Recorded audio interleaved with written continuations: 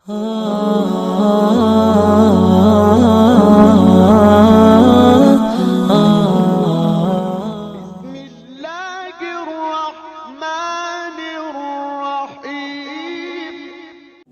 عَاقَبْتُمْ، اور اگر تم بدلہ لو، فَعَاقِبُوا، تو بدلہ لو، بِمِثْلِ مَا عُوقِبْتُمْ بِهِ، مثل اس کے جتنی تمہیں تکلیف دی گئی، وَلَئِنْ صَبَرْتُمْ، اور اگر تم صبر کرو، لَهُوَ خَيْرٌ لِلصَّابِرِينَ، تو وہ بہتر ہے صبر کرنے والوں کے لیے۔ وَاصْبِرْ، اور آپ صبر کریں، وَمَا صَبْرُكَ، اور نہیں ہے آپ کا صبر، إِلَّا بِاللَّهِ، مگر اللہ کی توفیق سے، وَلَا تَحْزَنْ عَلَيْهِمْ، اور آپ ان پر غمگین نہ ہوں، وَلَا تَكُ فِي ضَيْقٍ، اور آپ تنگی میں نہ ہوں، مِمَّا يَمْكُرُونَ، اس چیز میں جو یہ تدبیر کرتے ہیں۔ إِنَّ اللَّهَ مَعَ الَّذِينَ اتَّقَوْا، بے شک اللہ ان لوگوں کے ساتھ ہے جو ڈرتے ہیں، وَالَّذِينَ هُمْ مُحْسِنُونَ، اور وہ لوگ جو نیکی کرنے والے ہیں۔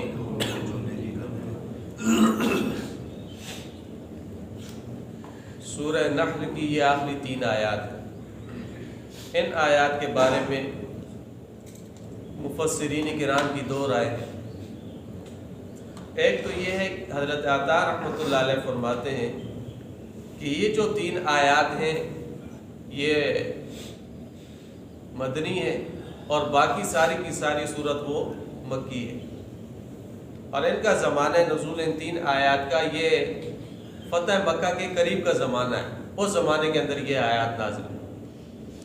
اور بعض دوسرے حضرات فرماتے ہیں کہ نہیں، یہ جتنی بھی صورت ہے پوری کی پوری صورت یہ مکی صورت ہے، اور اس کے اندر جو انتقامی کارروائی کا قانون بیان کیا گیا یہ صرف غزوہ احد کے ساتھ خاص نہیں ہے، بلکہ ہر زمانے کے لیے یہ نافذ العمل ہے، اور اسی وجہ سے اس انتقامی کارروائی کا غزوہ احد پر اطلاق کرنا یہ بھی درست اور جائز ہے۔ اب پہلی جو رائے تھی کہ یہ مدنی ہے، یہ 3 آیات، اور باقی صورت کیا ہے؟ مکی ہے، تو ان حضرات کے نظریے کو لیا جائے تو اس کا شان نزول غزوہ احد کے ساتھ وابستہ ہے۔ وہ اس طرح کہ غزوہ احد کے اندر مسلمانوں کو بڑی تکلیفیں پہنچائی گئی، اور 70 مسلمان اس کے اندر شہید بھی ہوئے تھے، اور پھر کافروں نے بڑی زیادتی بھی کی تھی۔ وہ زیادتی اس طرح کی تھی کہ ایک تو مسلمان شہید ہوئے، اور دوسرا ان کے اعضاء کاٹ لیے گئے تھے۔ کفار نے مسلمانوں کے اعضاء کاٹ کر مسلح بنایا تھا، اور غزوہ احد کے اندر بھی سید الشہداء حضرت امیر حمزہ رضی اللہ تعالیٰ کی بھی شہادت ہے، تو ان کا کلیجہ نکال کر وہ بھی چبایا گیا۔ تو یہ حالات جو غزوہ احد کے تھے، جب آپ علیہ السلام نے اپنے شہداء کی حالت دیکھی، کسی کا ناک کٹا ہے، کسی کا کان کٹا ہے، کسی کا کیا کٹا ہے، کسی کا کیا کٹا ہے، کٹے ہوئے اعضاء والی لاش جب آپ علیہ السلام نے شہداء کی دیکھی، تو آپ علیہ السلام نے قسم اٹھائی کہ اللہ کی قسم، اگر اللہ نے ہمیں کافر پر غلبہ عطا فرمایا تو ہم ان سے دگنی انتقامی کارروائی کریں گے۔ انہوں نے اعضاء کاٹے نا تو ہم بھی اعضاء کاٹیں گے، ہم دگنی انتقامی کارروائی کریں گے۔ جب آپ علیہ السلام نے یہ عزم فرمایا تو اس عزم کے جواب میں اللہ تعالیٰ نے یہ آیات نازل فرمائی، وَإِنْ عَاقَبْتُمْ فَعَاقِبُوا بِمِثْلِ مَا عُوقِبْتُمْ بِهِ۔ اور پھر آپ علیہ السلام کے پاس جب یہ آیات آئیں تو آپ نے انتقامی کارروائی کا جو عزم تھا وہ اس کو ختم کر دیا، اپنا ارادہ وہ چھوڑ دیا۔ اور بعض رات تو یہاں تک فرماتے ہیں کہ آپ علیہ السلام نے جو قسم اٹھائی تھی آپ صلی اللہ علیہ وسلم نے اس قسم کا کفارہ بھی ادا فرمایا اور لوگوں کو بھی منع فرمایا کہ بھائی کسی کا مسلم بنانا یہ جائز نہیں ہے.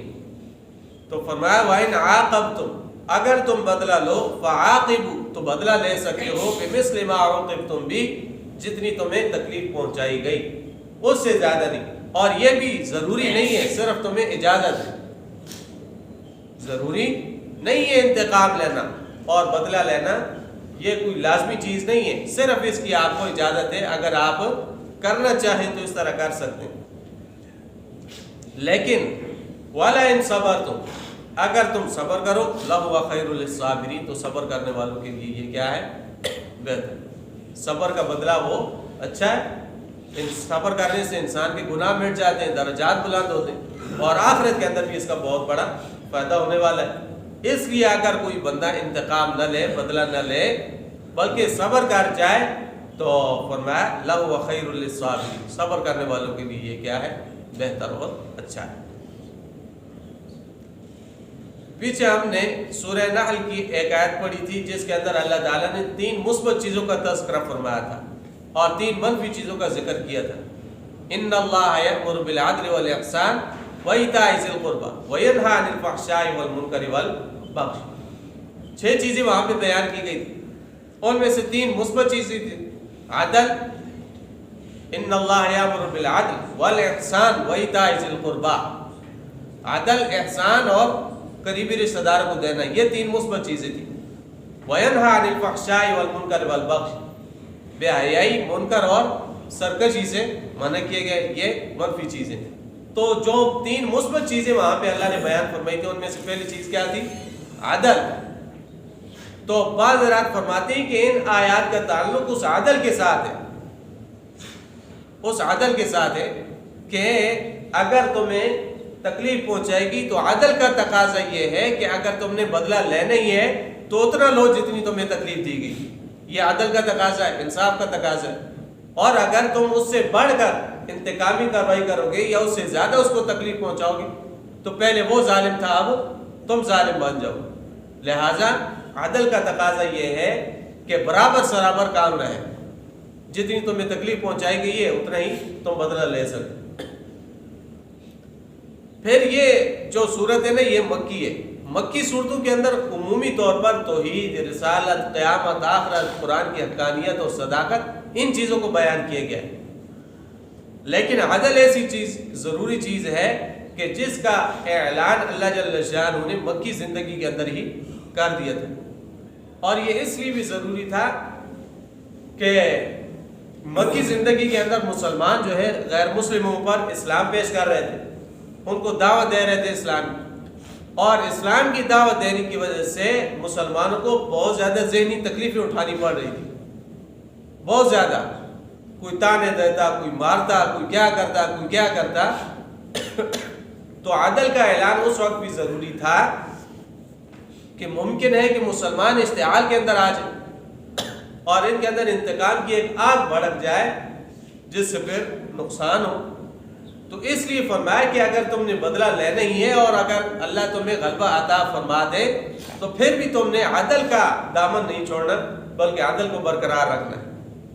اگر کافر کل تمہارے ہاتھ آ جاتے تو پھر تم اتنی کارروائی کر سکتے ہو جتنی انہوں نے تمہارے ساتھ کی ہے، اس سے زیادہ کی تمہیں اجازت نہیں.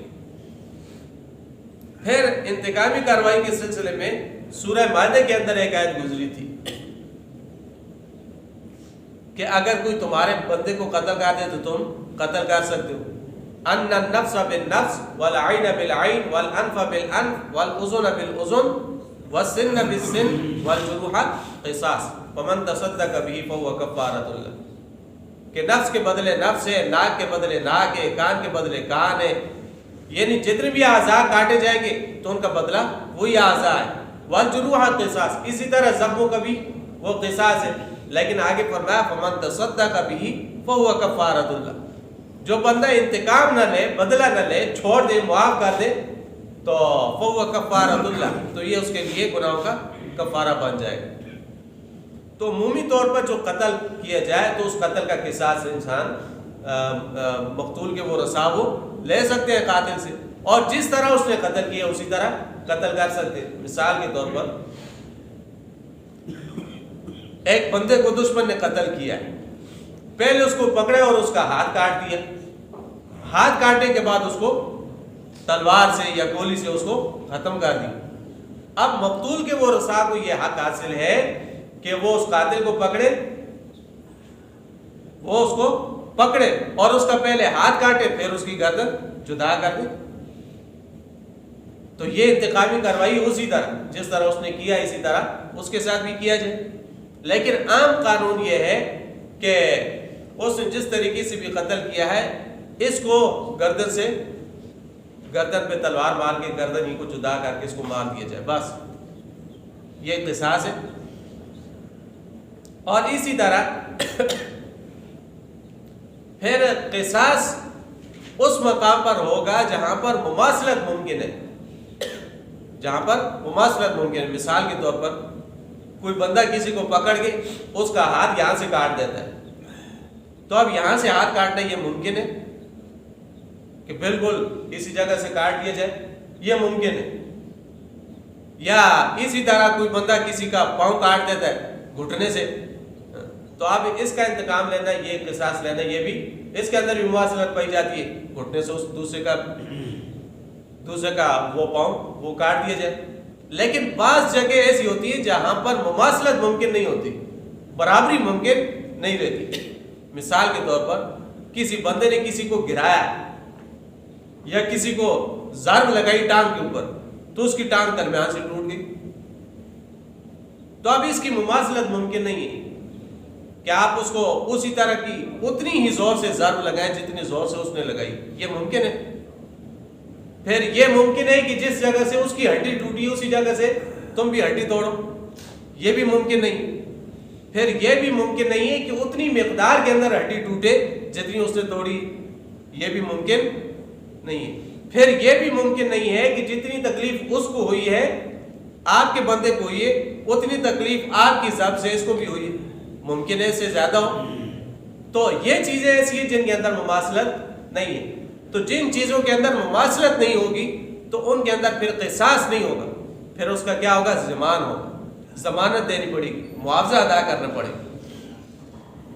تو اسی کو لے کر امام ابو بکر جساس رحمۃ اللہ علیہ فرماتے ہیں کہ اگر کسی نے کوئی اور چیز چوری کر لی اور اس چیز کو اس نے اپنے استعمال میں لگا لیا تو اب بیانی اس چیز کی واپسی یہ ناممکن ہے. مثال کے طور پر کوئی کسی کے گندم اٹھا لیتا ہے، جا کے مسوائی اور روٹی بنوا کے کھا لی، اب بیانی اس گندم کو واپسی ممکن ہے؟ نہیں ممکن ہے. تو ایسی صورت کے اندر کیا ہوگا؟ اس کا ضمان، اس کا معاوضہ دیا جائے گا. اسی طرح کسی نے لکڑی اٹھائی اور اپنے دروازے بنوا لیا اور فرنیچر بنوا لیا، کسی استعمال میں لے آئے، تو اب بیانی اس چیز کی واپسی ناممکن ہے اسی طرح. تو ایسی چیزوں کا بھی کیا ہوگا؟ پھر معاوضہ ہوگا. تو انتقامی کارروائی وہاں پہ ہے جہاں پہ مماثلت ممکن ہے، جہاں پہ مماثلت ممکن نہیں ہے تو وہاں پہ پھر معاوضہ ادا کیا جائے گا. تو اسی بات کو یہاں پہ بیان کیا گیا ہے وَإِنْ عَاقَبْتُمْ فَعَاقِبُوا، اگر تم بدلہ لو فَعَاقِبُوا بِمِثْلِ مَا عُوقِبْتُمْ، اتنا ہی بدلہ لو جتنی تمہیں تکلیف پہنچائی گئی. وَلَئِنْ صَبَرْتُمْ، لیکن اگر آپ صبر کرے لَهُوَ خَيْرٌ لِلصَّابِرِينَ، تو یہ صبر کرنے والوں کے لیے کیا ہے؟ بہتر. وَاصْبِرْ وَمَا صَبْرُكَ إِلَّا بِاللَّهِ، اے نبی آپ صبر کیجئے اور آپ کا صبر اللہ کی توفیق کے بغیر ناممکن ہے.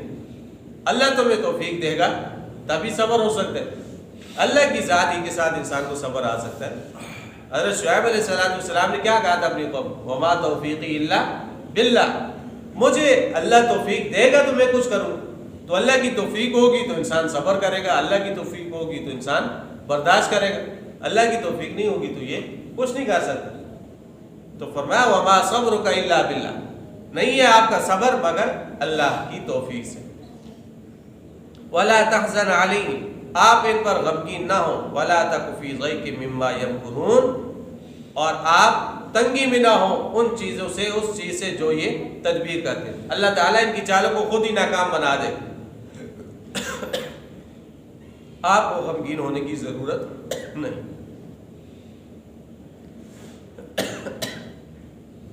آگے فرمایا ان اللہ مع الذین اتقوا، بے شک اللہ تعالیٰ ان لوگوں کے ساتھ ہے جو ڈرتے ہیں، والذین هم محسنون، اور ان لوگوں کے ساتھ ہے جو نیکی کرنے والے۔ تو اللہ کی معیت، اللہ کی مدد اور اللہ کی نصرت ان لوگوں کے ساتھ ہوتی ہے جن کا تعلق اللہ کی ذات کے ساتھ درست رہتا ہے۔ تو انسان کا تعلق اللہ کے ساتھ درست ہونا چاہیے، اور اللہ کے ساتھ تعلق درست ہونے کے لیے نیکی کی ضرورت ہے۔ جس کے پاس نیکی ہوگی، دل کے اندر تقوی ہوگا، خوف الہی ہوگا، تو وہ پھر سارے کاموں سے بچے گا، کفر سے، شرک سے، نفاق سے، معصیت سے، نافرمانی سے، ہر چیز سے وہ بچے گا۔ لیکن جس کے دل کے اندر کھوٹ ہوگی تو وہ ان چیزوں سے پھر بچ نہیں سکے گا۔ جب ان چیزوں سے بچے گا نہیں تو اللہ کے ساتھ اس کا تعلق نہیں بنے گا۔ جب اللہ کے ساتھ تعلق نہیں بنے گا تو اللہ کی مدد اور نصرت بھی اس کے ساتھ نہیں ہوگی۔ اور جو بندوں کے ساتھ تعلقات کی درستگی ہے، یہ احسان کے اوپر موقوف ہے کہ انسان اپنے بھائیوں کے ساتھ اس سے سلوک کرے، نیکی کرے، ان کا تعاون کرے، تو اس کے ساتھ انسانوں کے ساتھ تعلق انسان کا درست ہو جاتا ہے۔ تو بہرحال اس آیت کے اندر اللہ تعالیٰ نے حقوق اللہ اور حقوق العباد دونوں چیزوں کو بیان فرما دیا ہے، اور دونوں چیزیں وہ دین کی جڑ اور بنیاد ہے۔ امام راضی رحمۃ اللہ علیہ نے فرمایا نا کہ دین کا نچوڑ جو ہے وہ صرف دو چیزیں، ایک التعظیم لامر اللہ، اللہ کے احکام کی تعظیم کرنا، اور دوسرا الشفقۃ علی خلق اللہ، اللہ کی مخلوق سے خندہ پیشانی سے پیش آنا اور ان پر شفقت کرنا۔ یہ کیا ہے؟ دین کا کیا ہے؟ نچوڑ۔ تو ہمارے جو پہلے اکابر گزرے نا، سلف صالحین گزرے، تو ان کے اندر یہ چیزیں موجود تھی۔ مخلوق کے اوپر شفقت بھی ان کو حاصل تھی، مخلوق پر شفقت بھی کرتے تھے، اور اسی طرح احکام کی تعظیم بھی کرتے تھے۔ اسی وجہ سے وہ لوگ کامیاب تھے۔ اب آج آپ دیکھ لیں پوری دنیا کے اندر انتقامی کارروائی وہ چلتی ہے، کوئی کسی کو معاف نہیں کرتا، مخلوق کے اوپر کسی کو رحم نہیں آتا۔ تو ہر بندہ کہتا ہے کہ بس اس نے میرے ساتھ کیا نا، اب میرے ہتھے چڑھے تو میں اسے دگنی سزا اس کو دوں۔ تو کسی نے 1000 روپے کھایا نا تو کہتا ہے میں اسے 2000 نکلواؤں گا۔ تو انتقامی کارروائی یہ چل پڑی اور یہ معاشرے کو بگاڑتی، اور پھر اللہ کی مدد اور نصرت بھی نہیں آتی۔ تو اللہ کی مدد اور نصرت تب آئے گی جب انسان اللہ سے ڈرے گا اور لوگوں سے کیا کرے گا؟ نیکی کرے گا، اس نے سلوک کرے گا۔ اور اللہ کی معیت یہ بہت بڑی چیز ہے، یہ کوئی عام چیز تھوڑا ہی ہے کسی کو اس کو چھوڑ دیا جائے۔ انبیاء علیہ السلام نے کیا کی؟ اس کے لیے دعائیں کی۔ غار ثور والا واقعہ دیکھ، نبی علیہ السلام غار کے اندر تھے، سیدنا صدیق اکبر ساتھ تھے۔ دشمن کو جب آتے ہوئے دیکھا، قدموں کی آواز آئی، تو صدیق اکبر رضی اللہ تعالیٰ عنہ غمگین ہو گئے۔ تو آپ علیہ السلام نے کیا فرمایا تھا وہاں پر؟ لا تحزن ان اللہ معنا۔ صدیق ابوبکر غمگین کیوں ہوتے ہو؟ اللہ کی ذات ہمارے ساتھ، اللہ کی ذات ہمارے ساتھ۔ جب اللہ ہمارے ساتھ ہے تو ہمیں کسی سے ڈرنے کی کیا ضرورت ہے؟ موسیٰ علیہ السلام نے بنی اسرائیلیوں کو فرعون سے نجات دلائی تھی، اور مصر سے نکال کے لے کے جا رہے تھے، تو پیچھے سے فرعون کو پتہ چل گیا۔ فرعون نے پیچھے لشکر لگایا تھا، تو اب آگے موج ہے اور پیچھے فوج ہے، آگے دریا ہے اور پیچھے فرعون کا لشکر ہے۔ تو قوم گھبرا گئی تھی۔ موسیٰ علیہ السلام نے قوم کو کیسے تسلی دی تھی؟ گھبراؤ نہیں، ان معی ربی سیہدین، میرا رب میرے ساتھ ہے، وہ مجھے راستہ دکھائے۔ تو جب موسیٰ علیہ السلام کے اندر تقوی تھا اور مخلوق کے اوپر شفقت تھی، اللہ کی معیت وہ بھی ساتھ تھی، پھر دریا کے اندر سے اللہ نے راستے بنا دی موسیٰ علیہ السلام کو، اور ان کو ماننے والوں کو اللہ نے دریا سے پار کر دیا۔ تو اللہ کی معیت یہ بہت بڑی چیز ہے، بہت بڑی چیز ہے۔ یہ انسان کو حاصل ہو جائے نا تو انسان کبھی بھی ناکام نہیں ہوتا، لیکن یہ اس شخص کو حاصل ہوتی ہے جو انسان تقوی اختیار کرے، اور والذین هم محسنون، جو نیکی کرنے والے ہیں۔ اللہ جل شانہ ہمیں بات کو سمجھنے اور عمل کی توفیق عطا فرمائے۔ وَلَقَدْ يَسَّرْنَا الْقُرْآنَ لِلذِّكْرِ فَهَلْ مِن مُّدَّكِرٍ